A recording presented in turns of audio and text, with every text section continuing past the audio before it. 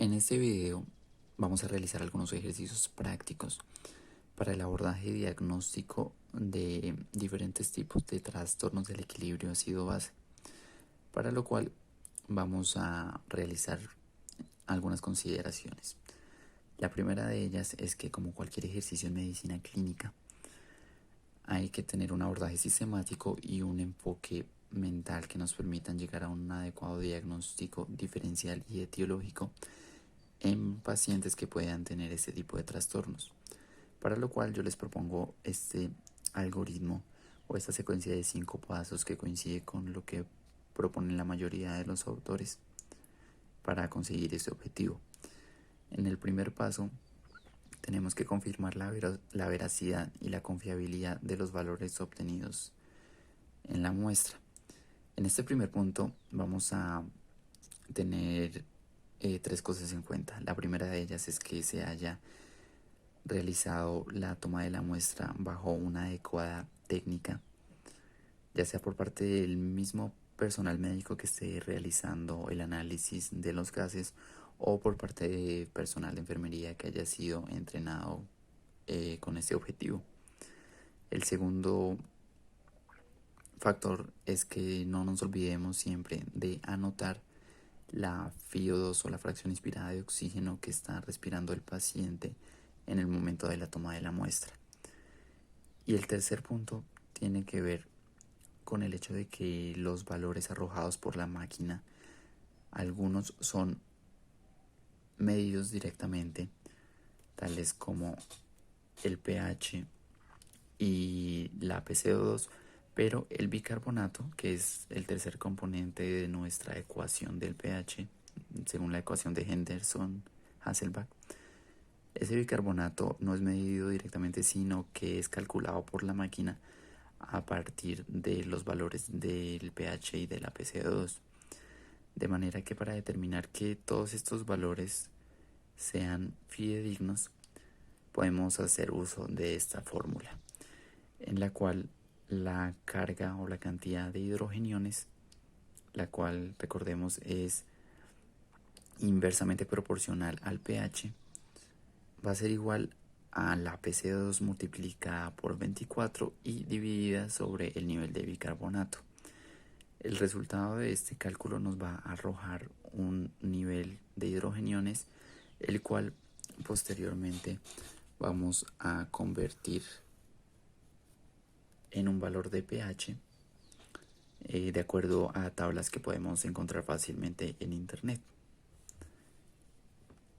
En el segundo paso de nuestro algoritmo tenemos que hacer una correlación entre los valores que encontramos y el cuadro clínico del paciente, para lo cual debemos realizar una adecuada historia clínica y examen físico.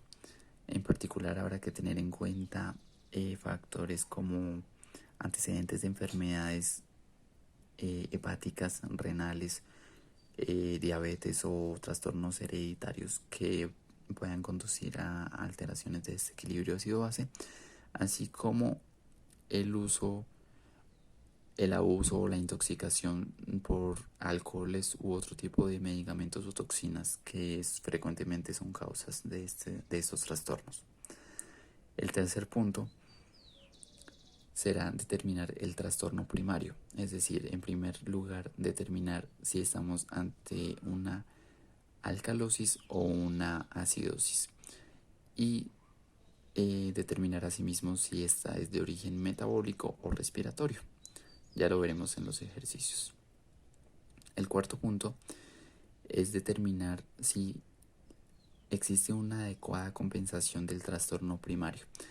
Recordemos que el organismo, para mantener el pH dentro de límites fisiológicos, realiza cambios compensatorios mediados tanto por mecanismos de buffer intra y extracelulares como por la regulación a nivel respiratorio y renal que van a llevar al organismo a un nivel de homeostasis, siempre que estos mecanismos estén conservados. Este es el objetivo de este cuarto punto, determinar si los mecanismos compensatorios del organismo están funcionando de manera apropiada o no. Todos estos 4 puntos son comunes o van a ser realizados en cualquier tipo de trastorno del equilibrio ácido-base, independientemente de su etiología o su severidad. Ya en el quinto punto, que es el diagnóstico diferencial, vamos a tener que va a depender del tipo de trastorno primario que encontremos, de manera que vamos a hacer un análisis y vamos a ayudarnos del análisis de la interpretación de diferentes parámetros que ya veremos más adelante y que dependen del algoritmo que adoptemos según el tipo de trastorno primario. Aquí tenemos los valores normales que vamos a utilizar para estos ejercicios del pH, la PCO2, el bicarbonato y el sodio y el potasio, que nos van a ayudar también.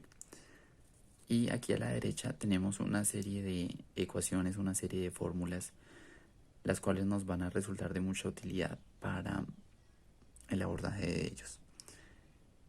La ecuación fundamental que ya vimos, la de Henderson-Hasselbalch, y la de verificación de la veracidad. Estas dos fórmulas tienen que ver con analizar el grado de compensación respiratoria ante trastornos primarios metabólicos. La primera de ellas, que se conoce también como la fórmula de Winters, mide el grado de compensación respiratoria ante una acidosis metabólica, y la segunda va a medir el grado de compensación respiratoria ante una alcalosis metabólica. Sin embargo, hay que tener en cuenta que esta segunda fórmula ustedes van a encontrar amplia variabilidad en la literatura en la predicción de esta respuesta compensatoria, ya que es más difícil de predecir que en la acidosis metabólica, y por lo tanto vamos a ceñirnos en estos ejercicios con el uso de esta fórmula. También hay que recordar que esta fórmula de Winters solo es útil en casos de acidosis metabólica aguda, ya que en la acidosis metabólica crónica, además de la compensación respiratoria, también habrá una compensación metabólica mediada por el riñón, que va a ser más difícil la predicción de la respuesta compensatoria. Estas fórmulas que tenemos agrupadas aquí, estas 5 fórmulas, van a ser útiles en el diagnóstico diferencial de diferentes tipos de trastornos. En el primer ejercicio tenemos un hombre de 32 años con una historia de abuso crónico de alcohol, quien ingresa a urgencias después de 3 días de presentar náuseas, vómito y dolor abdominal. Al examen físico encontramos que este paciente se encuentra alerta, consciente y sin ninguna alteración significativa.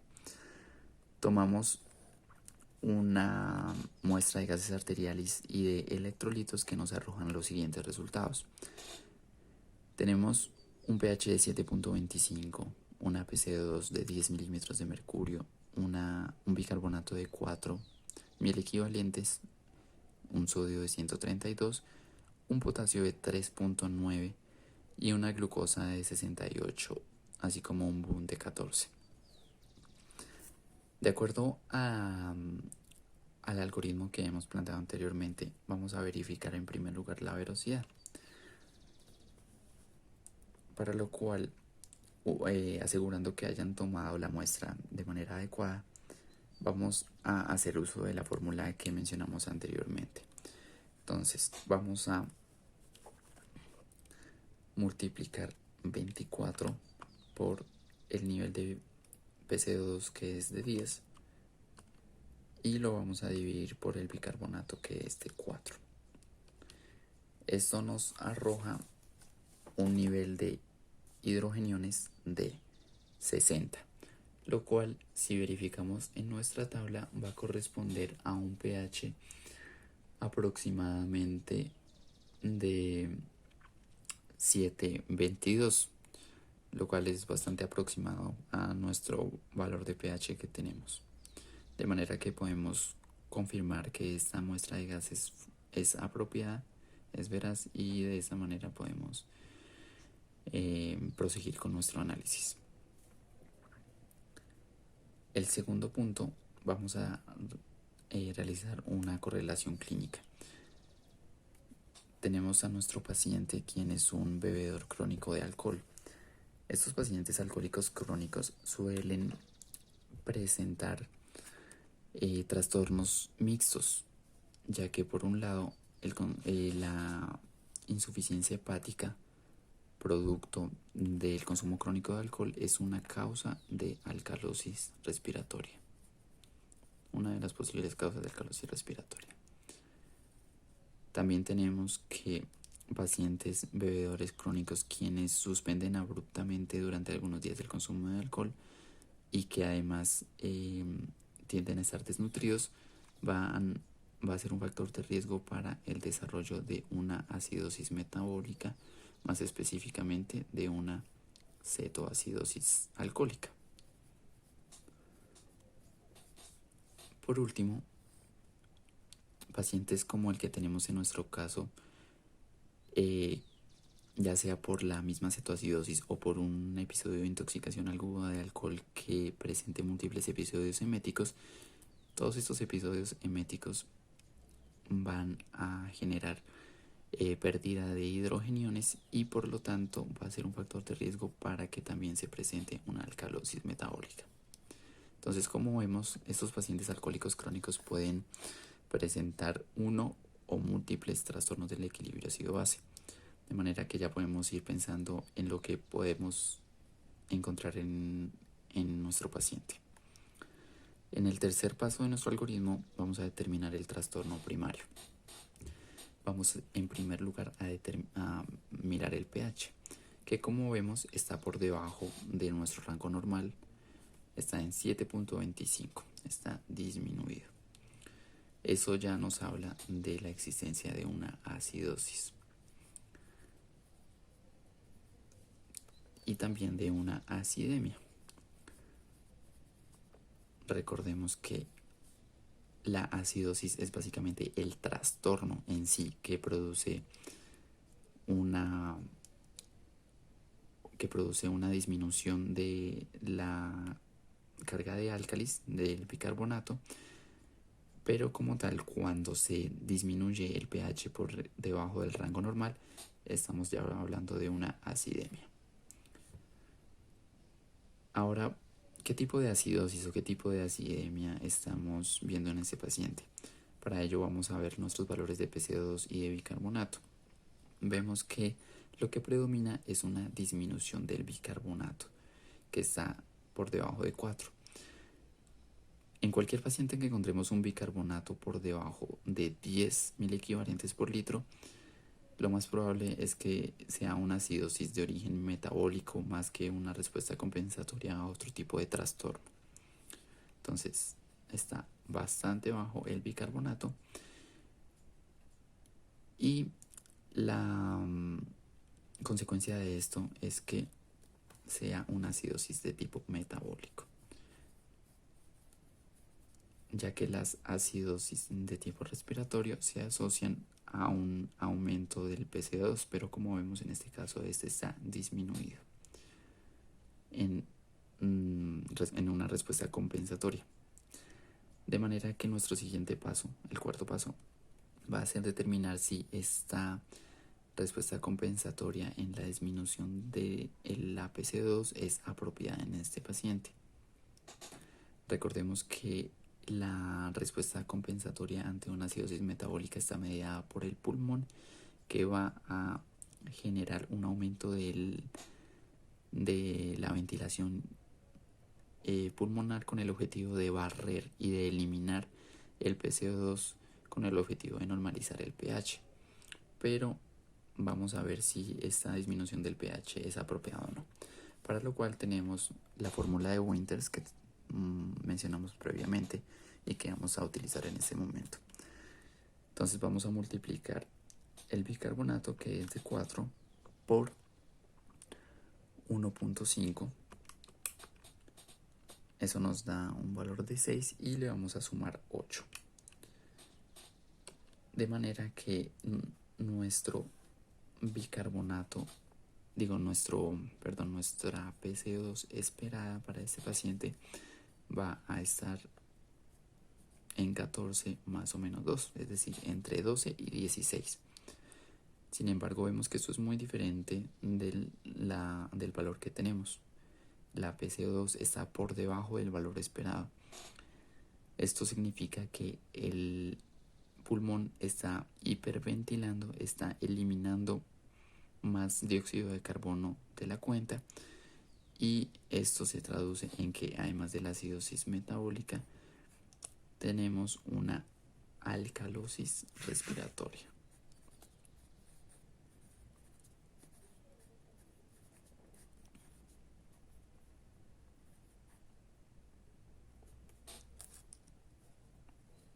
Alcalosis.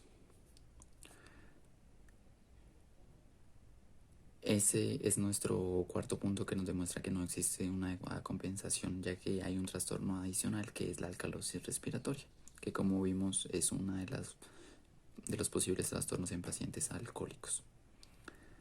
Ahora bien, nuestro quinto punto es el diagnóstico diferencial. En el diagnóstico diferencial de las acidosis metabólicas, que es nuestro trastorno primario, ¿verdad? Vamos a verificar si es una acidosis metabólica con anión GAP alto o elevado, ¿cierto? Que eso es lo que nos va a llevar a determinar la causa. Entonces, para eso vamos a hacer el uso de nuestra fórmula del anión GAP, en la cual vamos a sumar los aniones, que son el cloro, que aquí no les había anotado, pero el cloro de este paciente era de 82. Entonces vamos a sumar el cloro de 82 junto con el bicarbonato, que es de 4, es decir, nos da 86.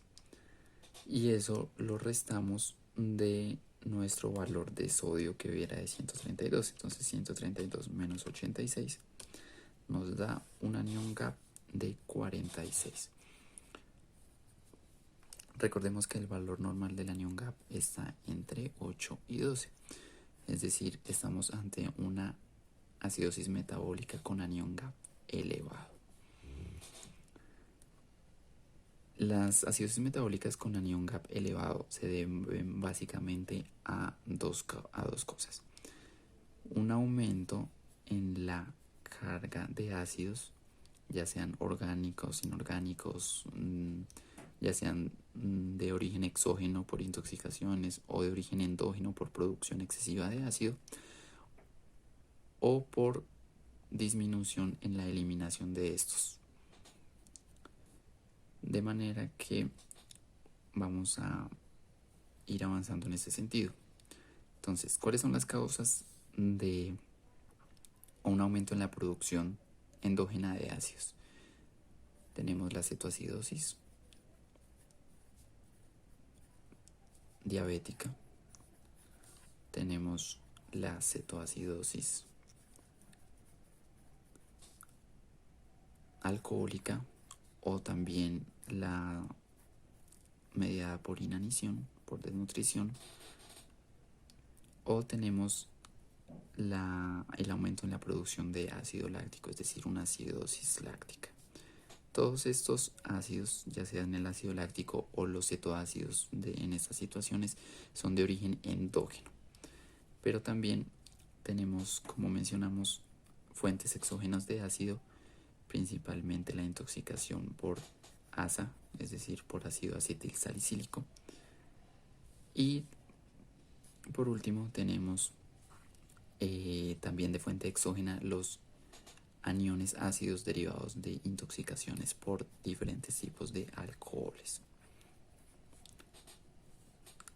La otra causa, como vimos, es la disminución en la eliminación de el ácido, que se presenta sobre todo en la insuficiencia renal crónica, en especial en estadios avanzados.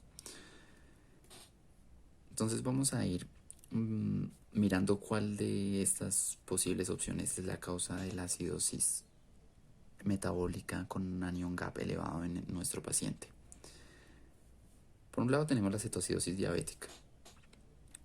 Aquí tenemos algo que nos ayuda mucho y es el hecho de que la glucosa está dentro de límites normales, incluso dentro de los límites inferiores, por lo cual podemos ir viendo que no es una causa probable en este paciente. Vamos descartando causas. Otra cosa que nos ayudaría en este caso sería verificar la presencia de cetonas en sangre o en orina, que ya veremos su utilidad en el caso, por ejemplo, de la cetoacidosis de origen alcohólico. Recordemos que nuestro paciente es alcohólico. Eso nos daría una alta sospecha de que esta sea la causa de la acidosis metabólica en este paciente. En la cetoacidosis alcohólica, al igual que en la cetoacidosis diabética, lo que predomina es un aumento de la oxidación del metabolismo de ácidos grasos que nos va a llevar a un aumento en la producción de cetoácidos, tales como el beta hidroxibutirato y el acetoacetato. Una cosa que nos puede ayudar a diferenciar entre estos dos tipos de cetoacidosis en cuanto a las cetonas es que la relación de beta hidroxibutirato con respecto al acetoacetato en el caso de la cetoacidosis diabética es de 3:1, es decir, no es muy significativa. En la cetoacidosis alcohólica esta relación va a ser de 7:1, es decir, en la cetoacidosis alcohólica lo que predomina es un aumento del beta hidroxibutirato, y la medición de cetonas en orina que se hace a través de una prueba, un test de nitroprusiato, se enfoca, o esta prueba está más que todo dirigida a detectar la presencia de acetoacetato, de manera que esta medición de las cetonas será útil especialmente en casos de cetoacidosis diabética, ya que en la cetoacidosis alcohólica va a predominar el beta hidroxibutirato y este, como no es detectado en la orina, nos va a arrojar una concentración de cetonas negativas en la orina, al menos inicialmente. En cuanto a la acidosis láctica, tenemos que recordar que esta se da sobre todo en situaciones, por ejemplo, de hipoxia, en el caso de la acidosis tipo A, que realmente nuestro paciente pues no tiene ningún rasgo clínico en la historia que nos haga pensar en ese tipo de acidosis, pero sí en la acidosis tipo B. Una causa de acidosis tipo B es la insuficiencia hepática, típica de pacientes alcohólicos. Entonces podría ser también una posibilidad en nuestro paciente. La intoxicación por asa, nuestra historia clínica no nos refiere nada al respecto, entonces otra causa que podemos descartar. Finalmente, en cuanto a la intoxicación por alcoholes, son principalmente tres. Tenemos el etilenglicol, tenemos el metanol y tenemos el propilenglicol.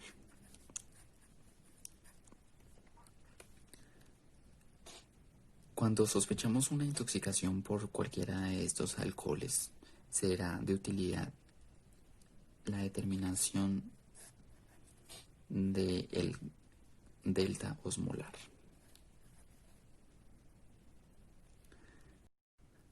El delta osmolar no es más que la diferencia entre la osmolaridad plasmática medida en el paciente y la osmolaridad calculada, la cual determinamos haciendo uso de la fórmula que tenemos acá. En esta fórmula tenemos los siguientes valores en este caso: el sodio multiplicado por 2 más el valor de la glucosa, que es de 68 en nuestro caso clínico, dividida sobre 18 más el valor del BUN, que es de 14 sobre 2.8. Estos valores en los denominadores de la glucosa y el BUN solo se utilizan cuando el laboratorio arroja el valor de estos en miligramos sobre decilitro, que es lo más usual, pero si se expresan en otros valores no habrá que hacer uso de ellos. Entonces, en nuestro caso, esta operación nos daría el siguiente resultado. En el caso de la glucosa, sería de 3.7. En el caso del BUN, sería de 5. Y en el caso del sodio sería de 264. Esta suma nos da un total de 272.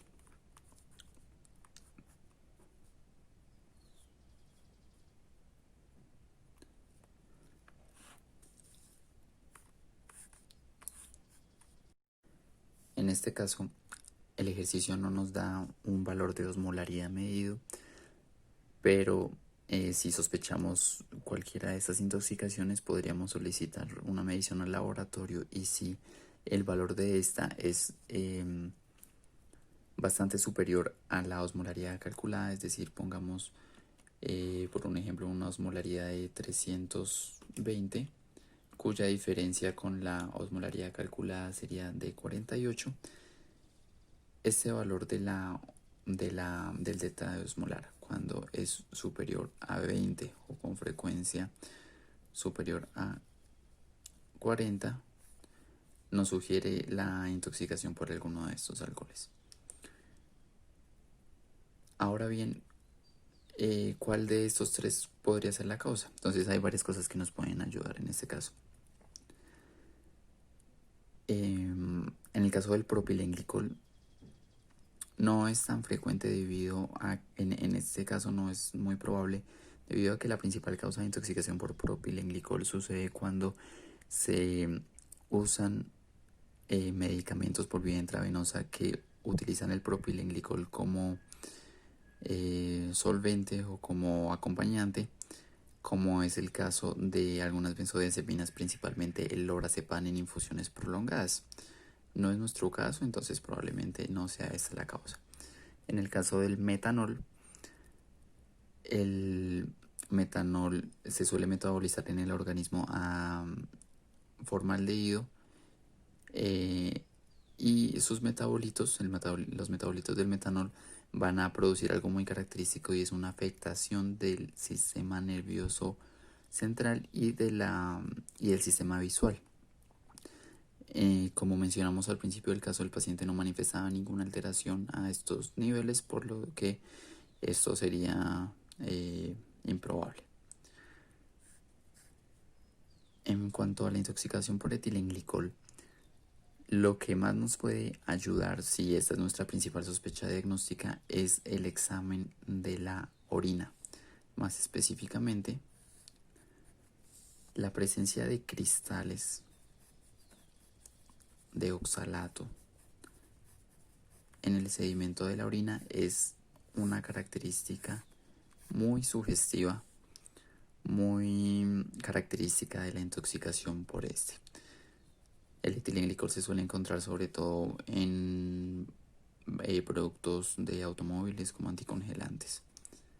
Es algo que pueden utilizar ya sea con intención suicida o en el caso de que se utilicen para el consumo de alcohol adulterado, si bien esto es más frecuente con el metanol, por ejemplo. Como mencionamos previamente, los pacientes alcohólicos suelen presentar trastornos dobles o incluso triples del equilibrio ácido-base, de manera que será importante ver si, adicional a la acidosis metabólica aguda que está en este paciente, hay algún trastorno crónico adicional. Incluso podría ser una alcalosis respiratoria, como ya lo confirmamos, así que habría que verificar si adicional también habría una alcalosis metabólica previa a la instauración de esta acidosis metabólica. Para ello podemos hacerlo de dos formas. La primera es haciendo uso de esta fórmula que tenemos aquí, que es el delta delta, que es simplemente la diferencia entre el delta, o es decir, el cambio del anion gap respecto a su valor normal, menos la diferencia, el delta o el cambio en el nivel de bicarbonato respecto a su nivel normal. Entonces, para ello tenemos lo siguiente. El anion gap de nuestro paciente es de 46. A eso le restamos el valor normal de 8 a 12, es decir, un valor de 10.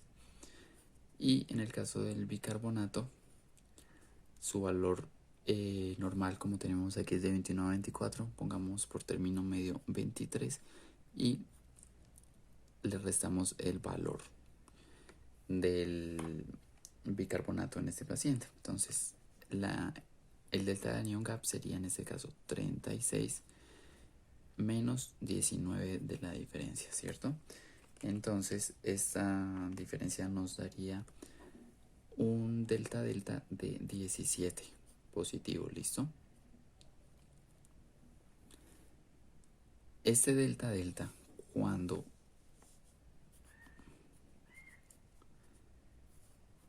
tenemos un valor positivo por encima de 5, nos va a señalar hacia la presencia de una alcalosis metabólica asociada a la acidosis metabólica que ya había. Cuando este valor está entre 5 negativo y 5 positivo, va a señalar la presencia de una acidosis metabólica aislada, ¿listo? O sola. Aquí estaría acompañada. Y cuando este valor es de menos 5 o incluso puede ser más negativo, señala a la presencia de una acidosis metabólica con anion gap alto, con anion gap elevado, junto con una con anion gap normal, es decir, una acidosis metabólica mixta. De manera que, como nuestro valor es de 17 positivo, nos señalaría que esa acidosis metabólica que ya diagnosticamos se acompaña de una alcalosis metabólica previa. La otra manera de hacer este análisis, que también se utiliza el delta de anion gap, que sería de 36, es que a ese 36 se le sume el valor del bicarbonato que tenemos en este paciente, que sería de 4, ¿cierto? Esto nos da 40.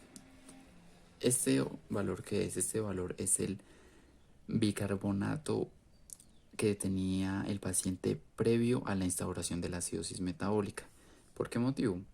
Porque recordemos que por el principio de electroneutralidad, la diferencia del anion gap debe ser compensada por cambios recíprocos en el bicarbonato,